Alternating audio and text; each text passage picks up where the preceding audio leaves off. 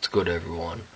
Today Brian Dawkins returns to Philly, and when he gets introduced, I'm expecting all cheers, um, because we love the guy, and I don't know anyone who's going to the game, with the exception of PE Freak, because he said in one of his videos, I remember he said back in like March, I think, he said nothing's gonna stop me from going to this game against Dawkins.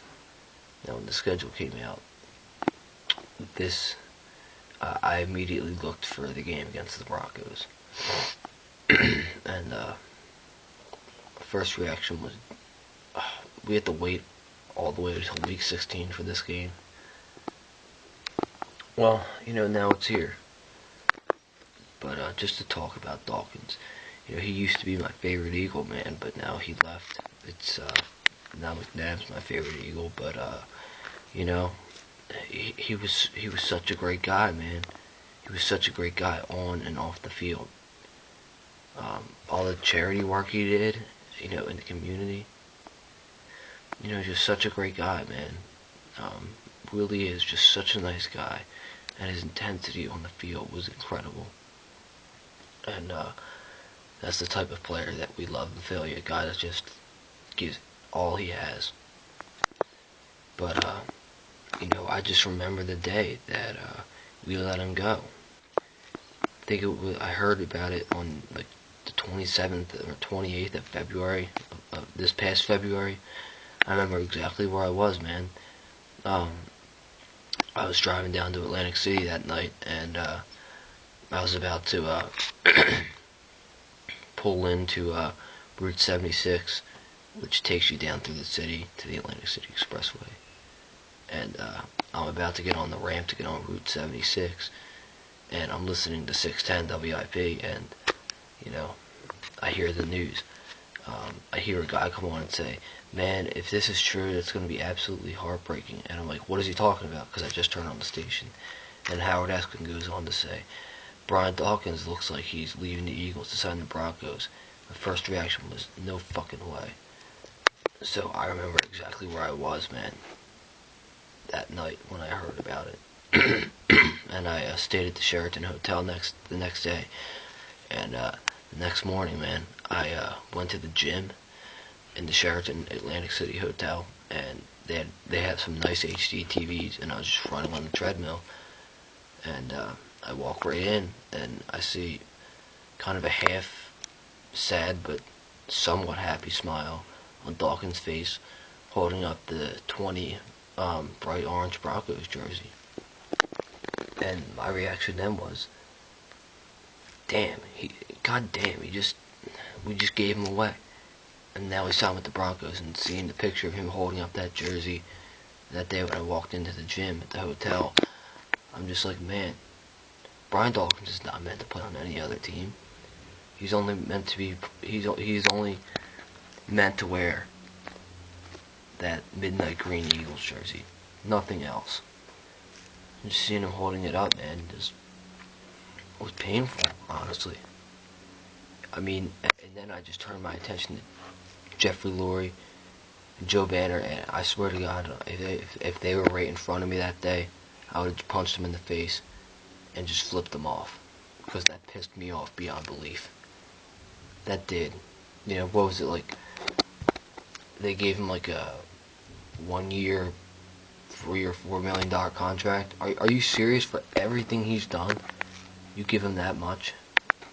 And then they went on to the excuse like, we tried to contact him, but he didn't call us. But you know what? Shut the fuck up. The biggest dumbass move that they've ever made, right there, from Jeffrey Lurie and Joe Banner. So stupid, man. We gave him away to Denver, and that pissed me off. I remember his last game in Philly, man. He tore the Cowboys up, man, and it was incredible. The whole team did, and beating them like 44-6. But I guess, I don't know, fortunately or unfortunately, it just happened. I actually got to see the last game of Dawkins as an Eagle in Arizona.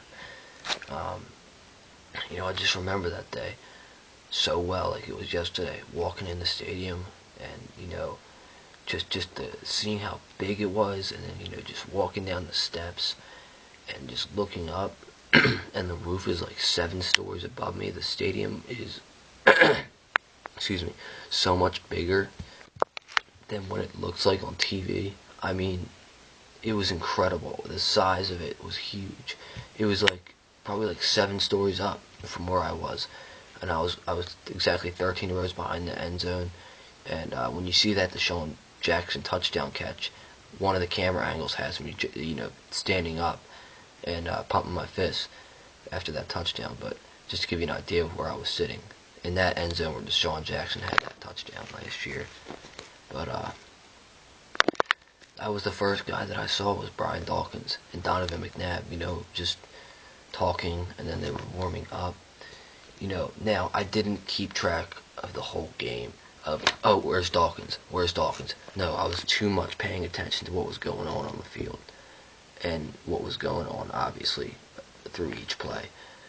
But my last memories of Dawkins as an Eagle, I think it was probably around like the third or fourth quarter. Our defense really stepped up. I think it was probably around like the fourth quarter after Deshaun Jackson's touchdown. I remember just seeing a big number 20 from the Eagles, and he just had a deflection, man. And I can't remember if it was like a deflection. He made a great play. Like he either made a big hit tackle or a deflection. I think it probably was a deflection. I don't know. One of those two. And it was an outstanding play. And I just stand up, pump my fist, and say, "Yeah, that's right, Dawkins." Made another couple of plays. I said the same thing. I just screamed. I just was screaming Dawkins' name because I was so pumped at the great plays he was making, and that's my last memories of him as an Eagle. And we did lose that game, and after all the stuff after the game, Brian Dawkins apologized to the fans. The only Eagle who apologized to the fans. That's how much he cared about us. Fans like me that went out of their way to go 2,500 miles just to see them lose. He loved our fans, man. He was perfect for us, and we let him go. That's why I can't stand Banner and Lurie. This is the only time we want Dawkins to lose. Today. We love you, Dawkins. Go Eagles.